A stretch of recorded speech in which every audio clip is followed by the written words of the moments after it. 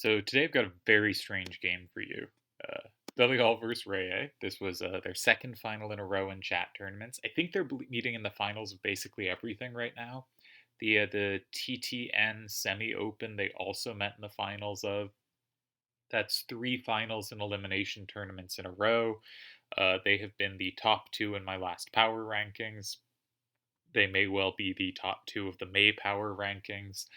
This has been a pretty remarkable run from the two of them. And last time they met in the finals, they played a ridiculous 11 game match, or 12 games, something absurd. And here they are again. Now, I believe Plus Wall is not on. Maybe I scroll down.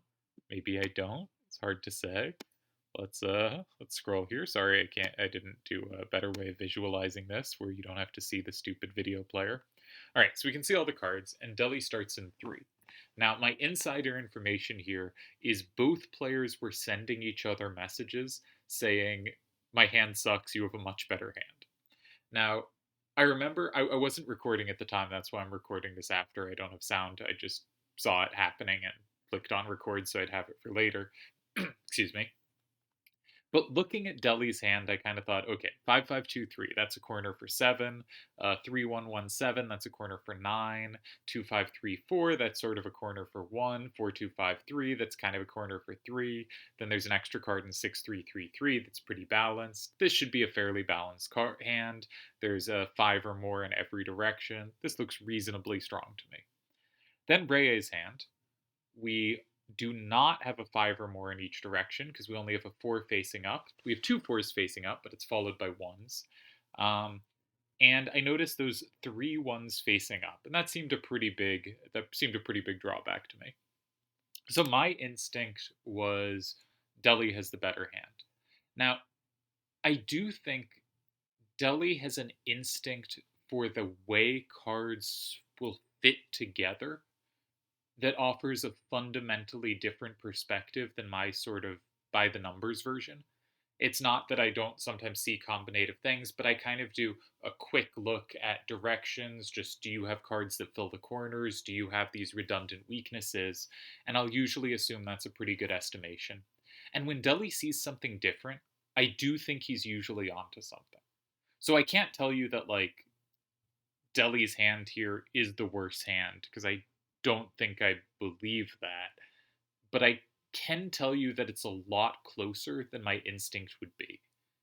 Because Delhi has a very strong instinct for things that the kind of quick ways we're going to talk about here are not really going to cover. That's just worth noting. So Delhi starts in 3. And I remember I wanted Reay to play 1-3-2-6 and 5. That's what I was thinking. I wasn't sure it was great because it sets Delhi up with a 2-5-3-4 to have a plus and 6 that's quite nice. But I just thought 1-4-6-3, not only does it have both 2 and 6, but if it goes in 6, it's safe there, right? There's no plus wall here. We don't have, not the plus wall even with it on could capture it, but that's just a safe card. And when you have a card that has combos in both squares, one of them is safe. And the other one you also have some play in. For instance, if 1-4-6-3 lands in 2, if that is captured by 2-5-3-4, 4-1-4-5 has the plus and 4 because we have a 6 to the left on our card. So it even has some play against one of their only 2 captures against the card in 2. So I thought that was a pretty reasonable move, and I still think it's a pretty reasonable move. I think because your value in those squares is so high, it doesn't matter that much you're conceding combos to the opponent. And also, while that 6 facing out is scary, and actually that 2 facing down is a little scary because 2 of your cards aren't safe next to it, you shouldn't be that vulnerable to being comboed here. That was my thinking. Now, from a quick check with the solver, my move was fine. My move would have likely led to a balanced game. Both sides have chances there. But Reay found a move that leads to large advantage. So we're going to go to his move, and because he made a much better move. He captured. I love capturing. Why didn't I look at this? Now, this is safe to 1, but I think the real problem is Delhi only has the 1 recapture in 6. And whenever you are locked into 1 capture, it can be scary to go into because you're not going to be able to kind of dodge setups, right? So 6333 in 6. That is the only locking in capture Deli has available. And it's at least instinctively difficult to do something else, right? You don't have something that's going to be all that safe in 1. Maybe you can grovel to a tie because Reay's hand still has 2 1s facing up. Maybe he runs out of power, but maybe he doesn't, Going in 1 is kind of groveling. I think the solver said like 3 1 1 7 and 4 is a tie or something like that, but like, okay. That's not an easy move to make. I think the solver also said 3 1 1 7 and like 9 was a tie, something really strange like that. I'm not remembering now. Anyways, there were very few ties here, but the kind of obvious move to consider, and there really aren't many other choices. You could go in 5, that kind of locks in 2, but then the opponent goes in 6. That's going to be safe and lock in 3. That looks really dangerous. I think everything in 5 loses. So the critical move should be 6333 and 6. That's like the very standard move to make. And after that, Reay has some choices. He can go safely in 9, for instance, 4145. Though there, I think Deli's double capture in 5, unless Reay can combo back, should be pretty good. And 5523 and 5 there looks like it can't be comboed back. Reay could also try to set up an 8. If Reay can set up a combo both ways, this is very dangerous. Looking now, 4, 2, 5, 3, and 8 does set up both ways, right? And that's pretty scary to walk into. It's pretty scary to walk into. You don't have 5, and you don't have 9. So after 6, 3, 3, 3, and 6, 4, 2, 5, 3, and 8, yeah, that looks really scary. 4, 1, 4, 5 can land in 9 comboing stuff. 1, 3, 2, 6 can land in 5, both comboing stuff and being safe. Now, I believe the solver said 6, 3, 3, 3, and 6 was actually a tie, but it sure doesn't look like one. Sure doesn't look like one. I bet it's something where you can just kind of like sack a huge chunk of the board and have high enough numbers facing out that nothing can be taken. But that does, I mean, if that ties, that's very difficult to find. So Deli goes for something creative, and yeah, I think this is a really tough position to play. I believe there's only like 3 ties, and even though I've seen them with the solver, I'm not really sure where they are. I think 6333 and 6 is one of them, but I don't see why that ties after 4, 2, 5, 3, and 8. Obviously, I'm not going to spend a ton of time trying to calculate everything, but like, not obvious to me, and that doesn't look like a place you'd continue looking. Really scary position. So Deli goes creative. Deli goes in 6. And at this point, Deli is saying, okay, I'm setting up 5, 5, 2, 3, and 5. And that's kind of it. So at this point, Deli starts sending me messages that he's lost. And Reay starts sending me messages that he should be winning here, right? And I'm looking at the position. And the first instinct is just to block 5. And I think the move Deli thought was winning for Reay was 4, 1, 4, 5, and 5. With the point that locks in 2, which of course locks in 3, that's a very hard card for Reay to take, and that if Reay plays something like 3, 1, 1, 7, and 9, Deli can just go 8 with a 6 out, and Reay can never capture anything. I think like all those endgames are just horrible. So when I said Deli thought there was a win in 5, Deli was right. Those were wins in 5. I, for once, had the slightly more fun version where I thought 1, 3, 2, 6, and 8 was winning, with the point that if they go 9, you have 4, 1, 4, 5 hitting really hard in 5, and with all those high numbers facing to the left, nothing can ever be taken. There's one slightly tricky line there, I think, but I don't remember what it was.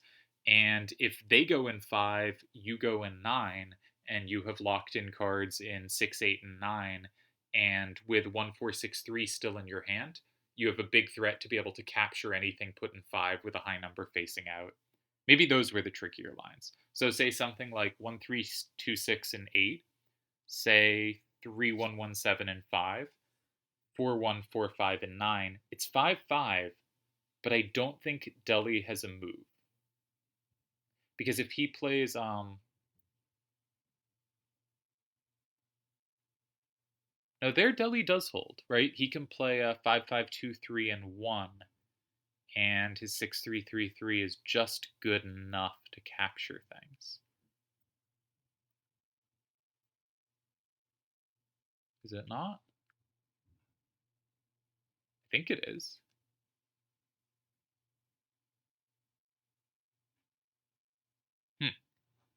I must be missing something. When I checked this, this move was a win, but I checked this like weeks and weeks ago. So my memory is shot. And all right, 1326 and 8, 3117 in 5.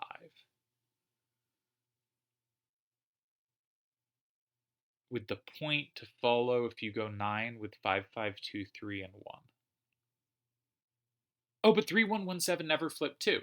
If you don't flip 2, I'm up 6-4 already. I don't need to capture anything. Okay. So you probably have to put something in 5 that captures something, and if you do, I hold on to 1463, and that's going to go in 4 with the 6 facing down that you can't take. Okay, it all does work. Just took me a little bit to figure out. So my move in 8 also worked. That was winning. Um, None of us really considered this, but like 4145 and 9 is also just winning. You can, at least I think that one is. There's some line in 9 where you can just walk into the combo and it's fine. Um, but that's okay. We don't need to spend too much time calculating stuff. And then Reay was thinking he wanted to go in 1. Specifically, if he goes in 1, as long as he controls 5, that should be really good for him. So he was torn between 1463 and 1 and 4253 and 1, with the thought of just like, I put something close to safe there, and as long as you don't go 5, I have this top row, and that's really powerful. May as well go with the safe card, and he plays 1463 in 1. And Deli immediately sends very confused messages. Deli sends Ray a message going, "What?" Um, it turns out math is very difficult, addition. And Ray's brain told him that 6 plus 1 equals 3 plus 3. So I think what had happened was he combined 4253 and 1463 in his head, where he wanted to play the one that was safe, and he wanted to play the one that with 1326 comboed to control 5523 landing in 5, right? And so 4253 sets up the plus against that. But if you're looking at 4253 and 1, which does, by the way, win, and then you go, wait up, why don't I just use the safe card and forget to kind of like do the math, or the math just strikes you as the same, then you miss that this card has a very different effect. So it's kind of a tragic way for this matchup to go, because I think Ray's first move was actually spectacular, just the best move on the board, and he got a winning position due to it. But also, sometimes your brain farts, and Deli immediately understood he was now winning. Immediately understood. He takes a little while to move because he checks everything, but just instant messages going, that's not the win, that's a loss. Um, if you don't control 5, you got to check if there's a setup in 7 or something really weird, but combos everything. There's no combo back. Reay goes, I believe, for an attempt to set up in 7. And then I think I missed the last few moves of the game on an upload, but moving fast.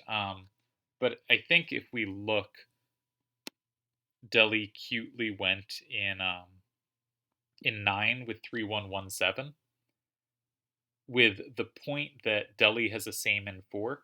So even though Reay has given himself a combo in 8, Deli combos back, and Reay does not have anything in 4, so Deli doesn't need to have a combo back in 8. So I thought 9 was a cute way to end the game. But all in all, this was a very goofy game after the high quality of the last match. Um, yeah, and Deli wins another tournament and has won across TTN and TTA 3 straight finals against Reay. But they are meeting in the finals of everything, and They were my top two in April, and they may again be my top two in May. And we'll see how the order goes. But this is a really strong matchup. However, this game looked, but this game was a little silly. Um, on the other hand, I think like Reay's move in 2 was great.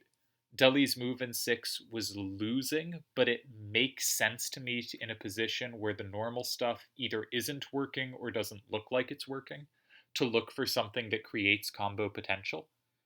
And even though Deli made a losing move, and a move that in fact lost 6 different ways according to the solver, which is quite a lot, in practical terms, it's a bit better than that looks, because if you're gonna be making a losing move, and I think like Deli was gonna make a losing move there most of the time.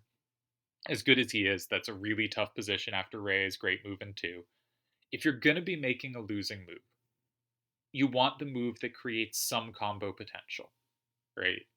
And that is, I think, why after Ray's brain exploded and we were left with the move he made. You can see the card he played, 1463, probably has an exploded brain too.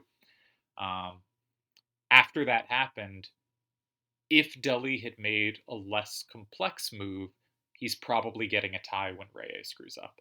And I think because he created something that at least had some kind of action going on, it of course was very unlikely that he would win this game, and shocking that he did. But also, I do think how he played it, there was a better chance of that happening than if he had played it a more conventional but also losing way.